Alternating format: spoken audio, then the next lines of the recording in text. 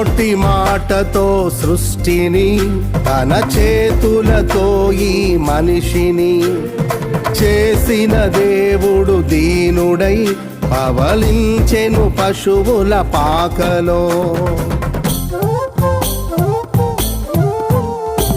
నోటి మాటతో సృష్టిని, తన చేతులతో ఈ మనిషిని చేసిన దేవుడు దీనుడై పవళించెను పశువుల పాకలో. నీ చరిత్రను మార్చు దేవుడు తన మహిమనే నీకిచ్చెను. యూదా ప్రధానులందరిలో నీవు అల్పమైన దానవు కావు. యూదా ప్రధానులందరిలో నీవు అల్పమైన దానవు కావు.